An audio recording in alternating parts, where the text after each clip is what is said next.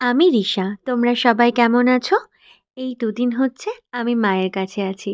এই যে মাঘী পূর্ণিমাটা গেল, এই পূর্ণিমাতে মা বাড়িতে একটু পুজো করেছিল। ওই জন্য এসেছিলাম। আরও বিশেষ করে অনেকদিন এসে থাকা হয় না।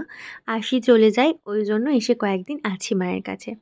আর জানো তো, মায়ের কাছে আসলে বেশ মজায় থাকি আমি। কোনো কাজ করতে হয় না, সারাদিন শুধু ঘুরি ফিরি খাই, এইসবই করি। আর এই সকালের রুটিনটা যেটা বলেছিলাম সেটা কিন্তু আমি কন্টিনিউ আপাতত করছি। আর এখনো অবধি আমার অভ্যেস হয়ে উঠতে পারিনি যে সহজে খেয়ে ফেলতে পারবো। আজ সকালে ব্রেকফাস্টে খেয়েছিলাম আমাদের দোকানে কচুরি আর আলুর দম। জানো তো, বেশ কিছুদিন থেকে ভাবছিলাম খাওয়া দাওয়াটা একটু মেনটেন করব।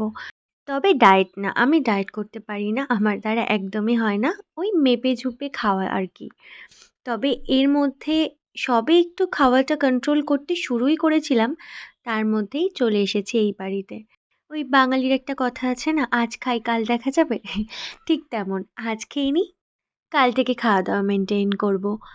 আর দেখো, এই মাঠটা এখন পুরো ফাঁকা, কারণ বাচ্চারা গেছে স্কুলে। আর এই দুদিন ছুটি ছিল, সারাটা দিন সবাই খেলেছে। আজ আবার স্কুল ছুটির পর বিকেলে বাচ্চাদের ক্যাচর-ম্যাচর, চিৎকার চেঁচামেচি চলবে, কারণ ওরা বিকেলের পর খেলতে আসবে। বাচ্চারা খেললে ভালো লাগে দেখতে। দেখা হবে নেক্সট একটা ভিডিওতে। খুব ভালো থেকো, টাটা।